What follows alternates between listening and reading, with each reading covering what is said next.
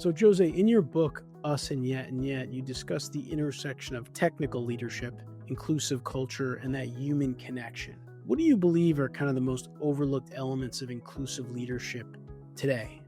Some of the minority groups, and that's why I actually talked about minority groups or people that are pursuing non-traditional roles. We do find that there's very few women, and having a diverse team means having diversity of thoughts. But I think we come in at the table with very different skill set just by virtue of the fact that we're women, our brains are wired a little bit differently. So we do create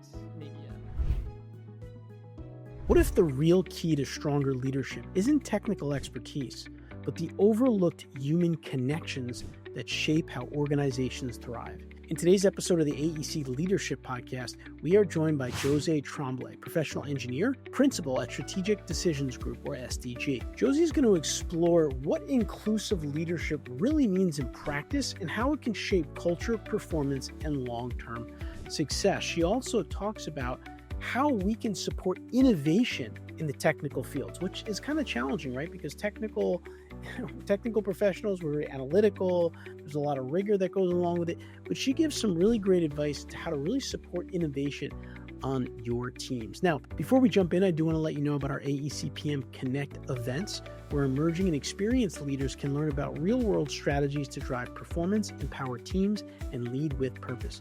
Our next event will be on June 10th, 2026 at the Forest Gate Country Club in New Jersey.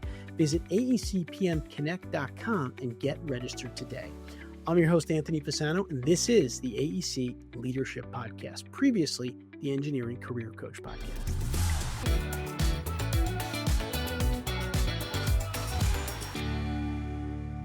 All right, now I'd like to welcome our guest onto the show for today. Josée Tremblay is a professional engineer. She is also a principal at Strategic Decisions Group, or SDG. Josée, welcome to the AEC Leadership Podcast. Thanks for having me. This is a pleasure to be here. Yeah, I'm excited to talk with you a bit. So, Josée, maybe you can start off by sharing a little bit about your background and the path that led you from kind of engineering roles in energy and offshore projects to your current work as a board member and strategic advisor. Yeah, so I was a mechanical engineer by trade. So I had a long career in the energy sector. I started obviously as an engineer, and then eventually I moved up into more leadership roles. I ended up managing large, I would say, projects in the both onshore and offshore environment, mainly engineering related projects, so constructions and developed strategies, not just in North America but around the world, for what I think is a finite resource. You need to kind of put your best brains to the equation. And really, I did a lot of deep thinking through my career as to what made teams tick and explored how we could actually achieve, better results together. And then I did wanted to have a transition, maybe almost like a renaissance in the last couple of years, where I focused more on board work, trying to support organization through a different way, and sort of being a direct leader, being more advisor. So with the Strategic Decisions Group, we do decision science. So we do consultancy where we try to help large organizations make big bets under uncertainty with confidence. So figuring out how we can both quantify the risks and the exposure to the business and assure that all the alternatives and options are assessed and compared in a way that is informative, so you can actually make a decision with confidence. So we call it decision quality. So that's what I do currently, is decision quality consultancy. I was involved with decision quality really early on in my career when I was working in Houston. We were using Strategic Decisions Group back then. This was like more than 20 years ago. And really, they helped us with navigating large portfolios internationally and figuring out what path we're going to be the most successful for us. And I guess the proof is in the pudding, where we were winning consistently. I thought, oh, I really like what they're doing. So I went to take a graduate certificate in decision science at Stanford University, because I was so passionate about that, because I thought it really changed. You can look through things through the technical lens, but if you don't have that strategic decision quality component attached to it, you could do the best engineering in the world if you don't know how to integrate decision quality, which includes your commitment to action and all of that. You're less likely to fail. You're less likely to succeed, more likely to fail. So, understanding what components constituted a quality decision. And so I went to Stanford and tried to advance the education there. So when I looked at the kind of a transition into more advisory, SDG was kind of a natural fit for me, because I was so passionate about making every dollar invested count, thinking through how do we resource projects in a way that will assure that, we're not wasting resources being people, and resources being dollars. So how do we actually maximize that? And SDG is really has more than 50 years of expertise in that, and it was inspiring for me to have an impact in a different way, rather than just being like a team lead or a vice president of an area.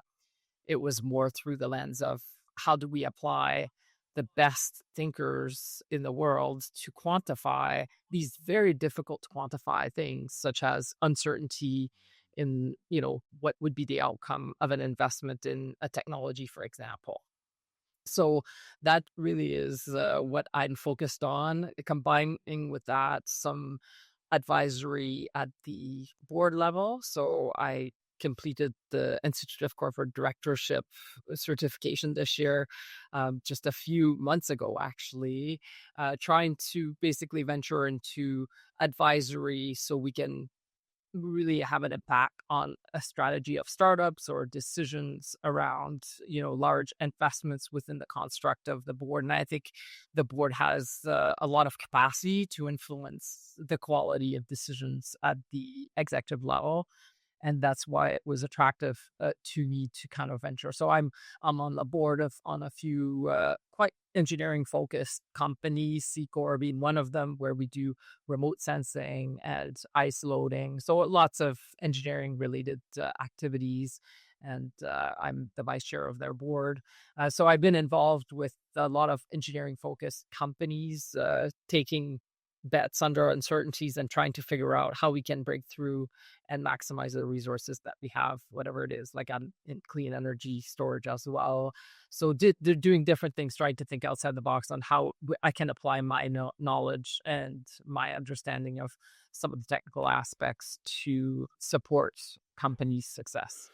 That's great. And, decision quality sounds like such an important topic, but I think one that, you don't hear about all that often. So it's interesting that you've really kind of dove into that. And we'll talk about that as well. And Josee has also written a book, Us and Yet, Together We Rise Beyond Traditional Roles, talking about, high functioning, diverse environments and teams. And we'll get into that as well in just a little while here. But Josee, you've led teams and portfolios across multiple geographies from Canada to Indonesia and beyond. What leadership lessons stand out from managing projects and people in such different cultural and business contexts? Maybe what stood out the most for me was don't come in with a preconceived notion of what that culture or the environment is about. I think that it's a real art to look at what are the strengths and what are the weaknesses of I want to say culture, but also it's like it could be just a training a background. Like some areas of the world are stronger in certain areas and others, sometimes it's just the exposure. They may not have had the opportunity to build skills in certain areas. So when you come into a new environment, to take time. Like I'm not the leader that says like within 90 days you need to have everything upside down.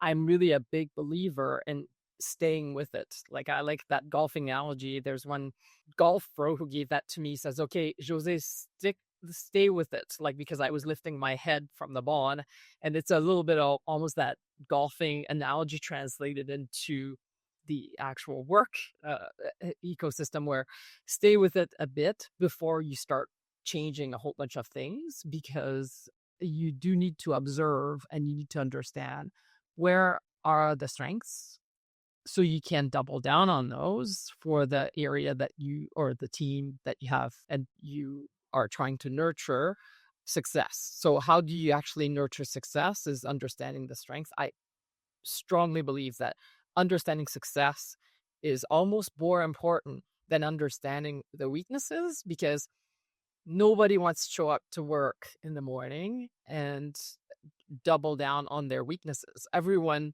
is way more enthusiastic and passionate if they show up and you say, hey, we're going to actually use you because you're super good at this. Let's actually put you on that job. And obviously everyone is evolving and learning, and it's about building new skills. So you do need to be aware of your pitfalls. You need to be aware of your weaknesses, and you need to give it some attention so you actually continuously improved. So there's a continuous improvement component to building resilience and quality teams. But at the root of it, or at the base of it, if you focus on the positive aspects, then you actually overlay a small portion of the working on improving the skills. I think it's a lot more empowering for the people on the team to do that. So I know I'm showing up in the morning because I'm a good problem solver.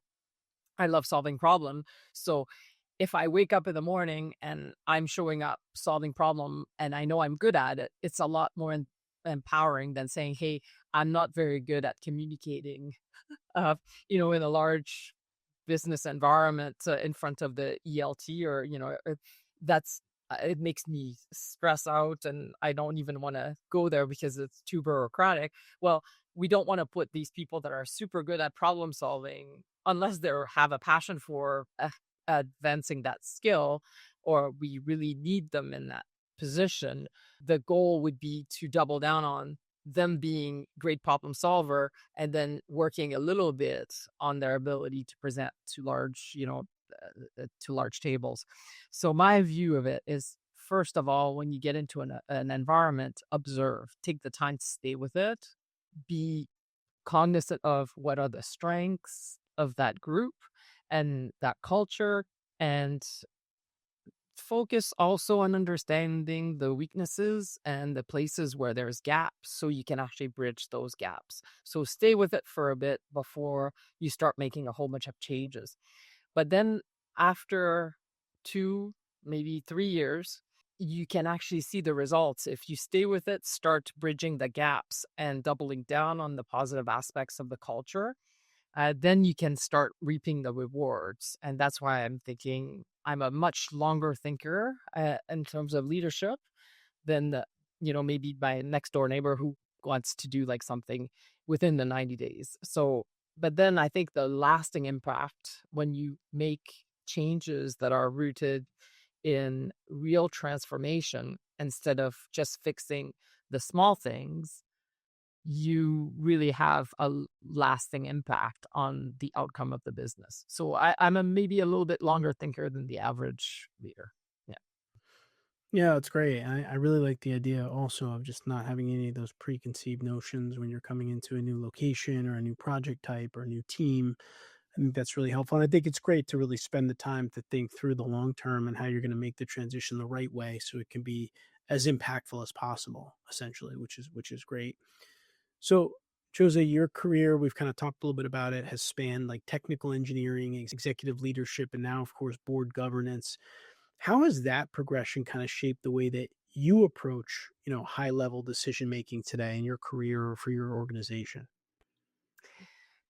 The difference I see from where maybe my 20-some-year-old self was to now is really having a systems approach. So I think with experience comes more understanding of the whole system.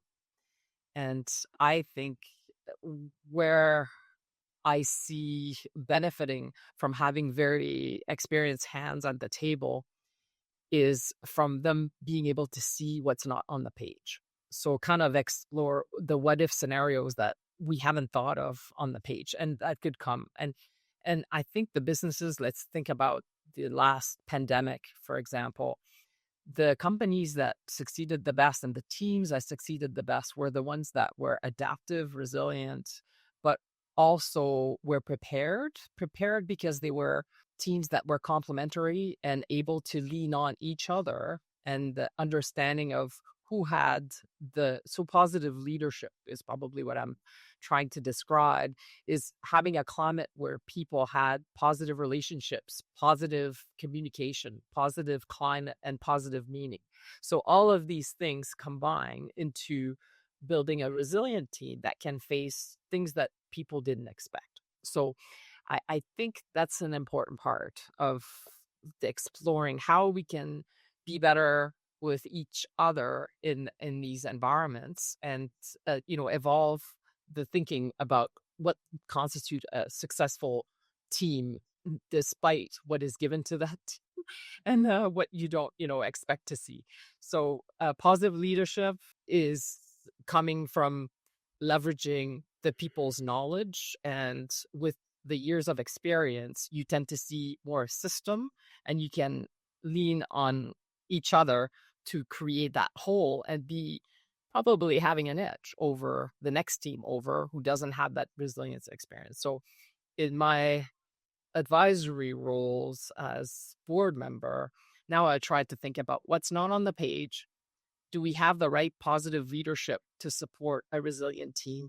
And then kind of spring forward from there. Yeah, I think that's great. Like using your knowledge and years of experience to really take that bigger picture systems approach where, you can say, well, if we do something over here, it's going to affect something over here.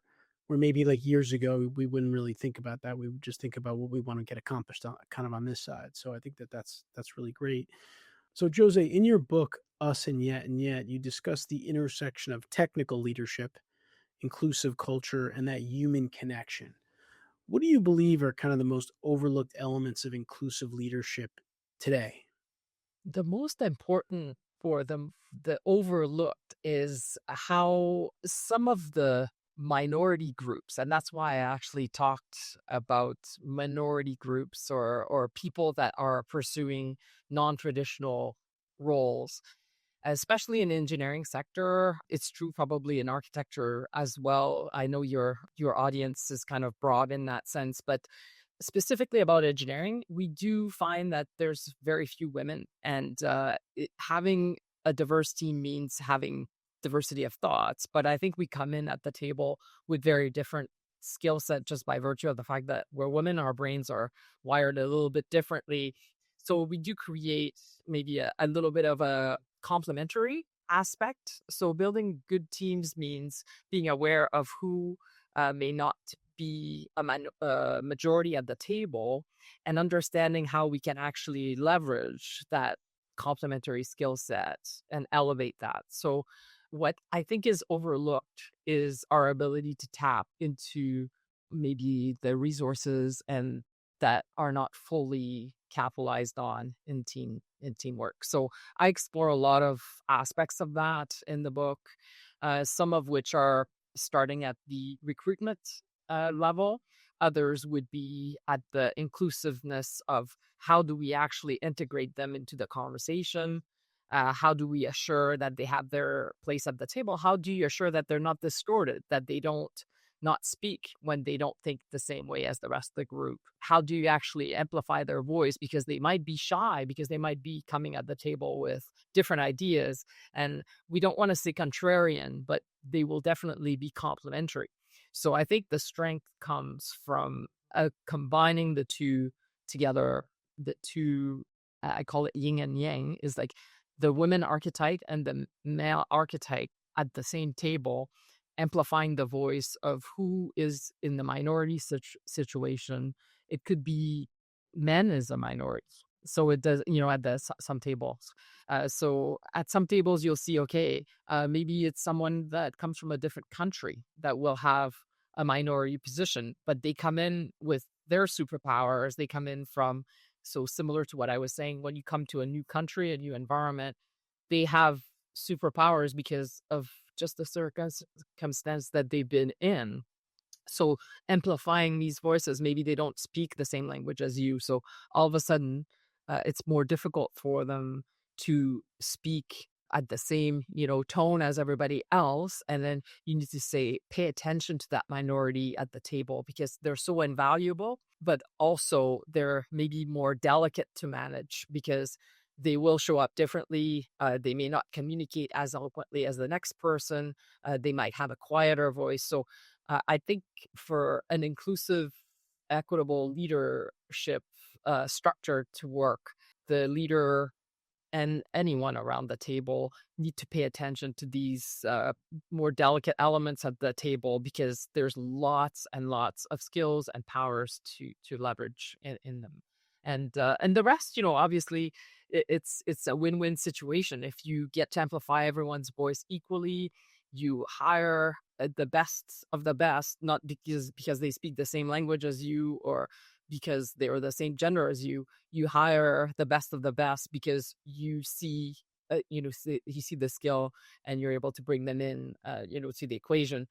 Often people will bring them in, but then they don't know what to do with that because they don't leverage them and amplify their voice in a way that they can maintain and sustain that diversity that they brought. So both in the hiring, but also in how we create positive environments for people to thrive. So it's the combination is like looking at hiring as well as nurturing, the diversity that you pursued in your hiring process. In the AEC industry, skilled project managers are the backbone of success. EMI's AEC PM Certification offers tailored training, ongoing support, and exclusive access to premium content that keeps your team sharp and effective. From foundational training to advanced leadership tools, set your team apart with certified growth. Learn more at aecpm.com. That's aecpm.com. Yeah, that's great. I mean, because I think the point is you can't just hire a diverse population of people. You need to engage that population, right? You need to, like you said, they have to be comfortable speaking up so they can get some of their ideas across, which really creates this kind of diverse environment and you get different perspectives and you can do different things. But if you're just hiring just to say, hey, we have a diverse group of people that work here, that's just only half of it, right? You've got to really engage them and make them comfortable in getting involved in your organization, hopefully becoming leaders in your organization, ideally. Exactly. And then look at also places where I call it in my book, participative decision making. So often we feel more comfortable putting people in position of influence, the people that look like us. So then ultimately it's like, okay, challenging yourself on that is like who on the team may not have the strongest voice, but would have the skills to bring us to the next level. And sometimes it's okay. Their superpower is in marketing and you need more, voice out there. Even if they're quiet, if they're superpower, they understand the clients, they understand. So then you can actually put them into leadership roles where they have an influence on the outcome of the team. So that's called participative decision making.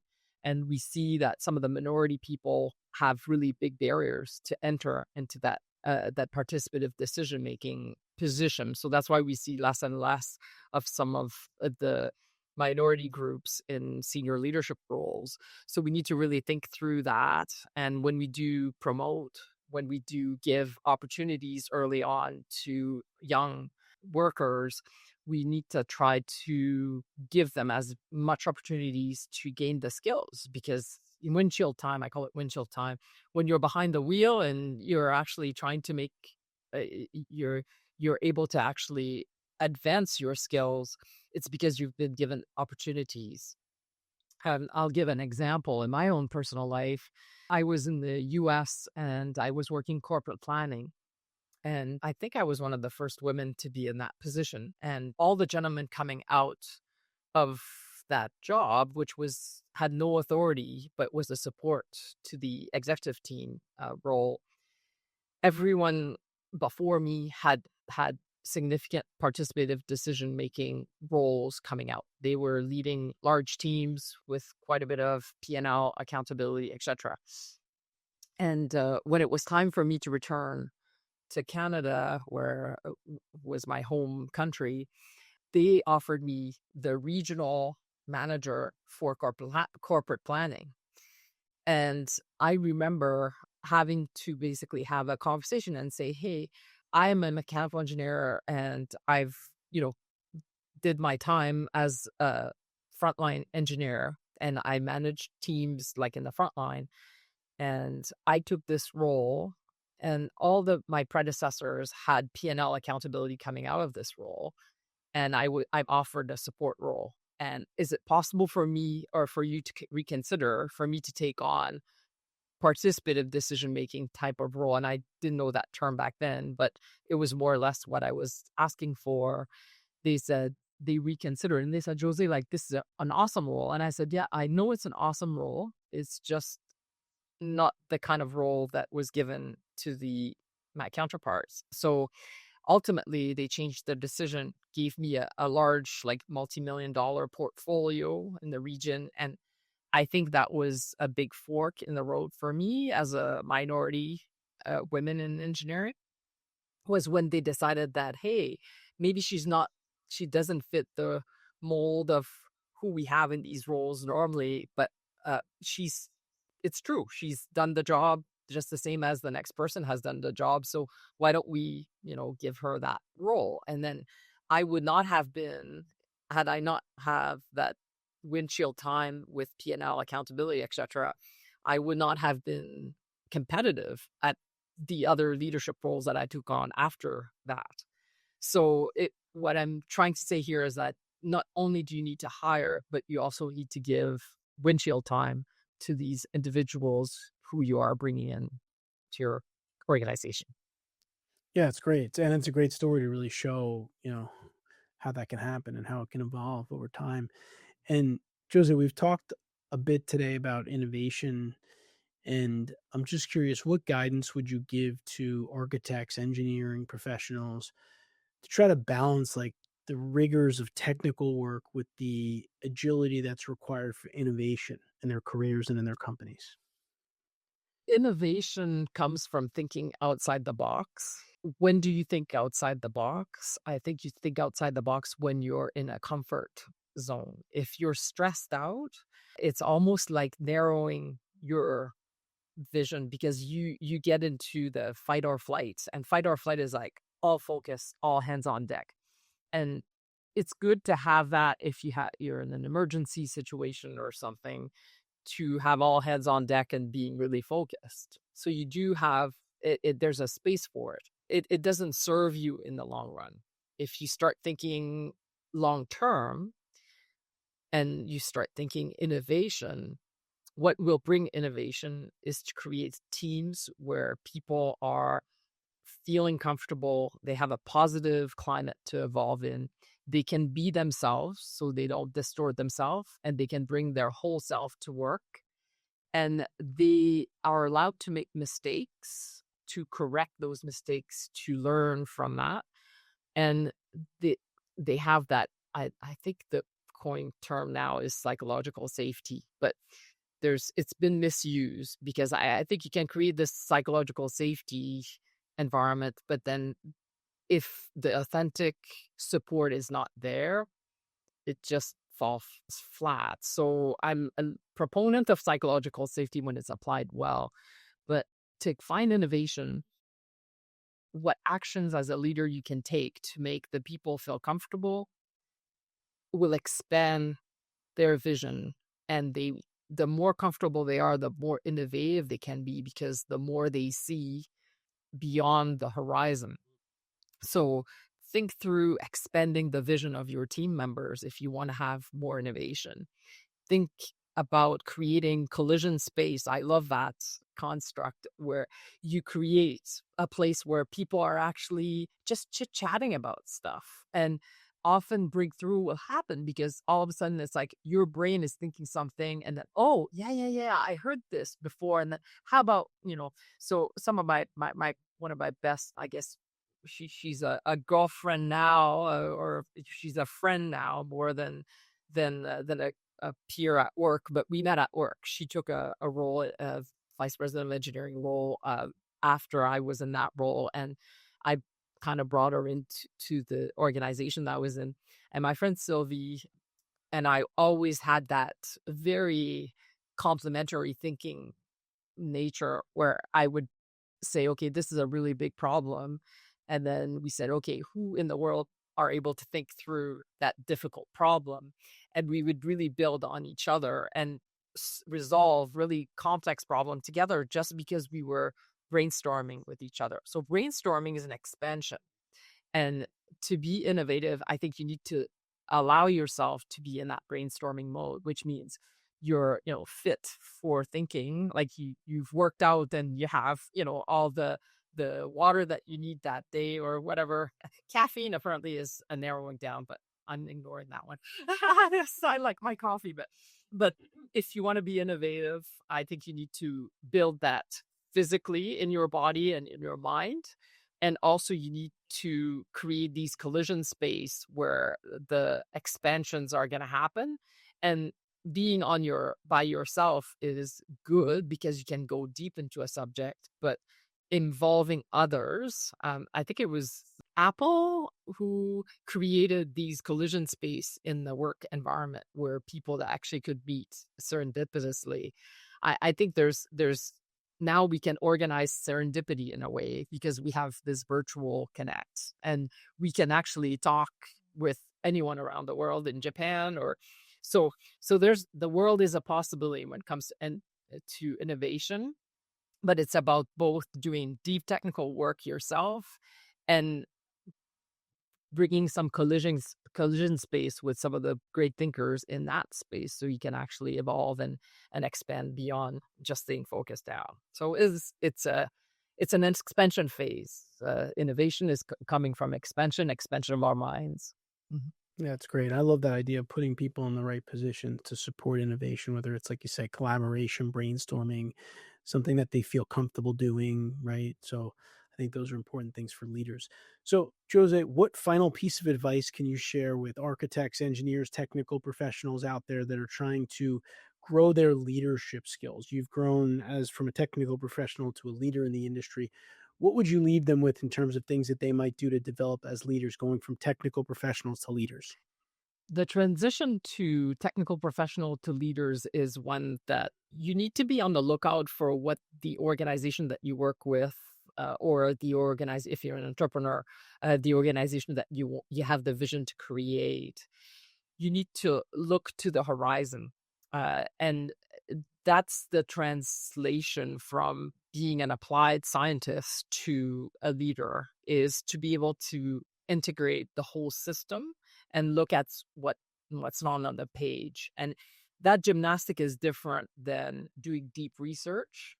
And we do need deep researchers. So I'm kind of a little bit, so we need both. We need the deep researchers that are teamed up with great leaders that are able to actually bring that out. But if you have an aspiration to become more like a leader of projects, the important part is to think through what is not on the page, look at the horizon, and integrate the knowledge that you need, understanding the strengths of your team and understanding the gap. And when I say your team, it could be the whole culture that you're in, if you're in a different country. But if you're in your own country, like, you need to understand where the gaps are too. But so understanding what skills you can bring at the table that will actually help you break through some of the things, and understanding the system is what I would recommend to any leaders. And combined with that, positive leadership, as I said, good communication, strong relationships within the team, and creating a really positive climate for people. Awesome. Well, once again, Josée Tremblay, professional engineer, principal at Strategic Decisions Group, and author of the book Us and Yet Together We Rise Beyond Traditional Roles, which you can find on Amazon. Josée, where's the best place for our listeners to connect with you? Is it on LinkedIn? On LinkedIn is great. I'm there. I also have a www.usandyet.com handle. So if people want to look at the website, they can communicate with me there too. Awesome. Well, Josée, thank you so much for spending some time with us on the AEC Leadership Podcast. We really appreciate it. It was my pleasure. Have a great day, Anthony.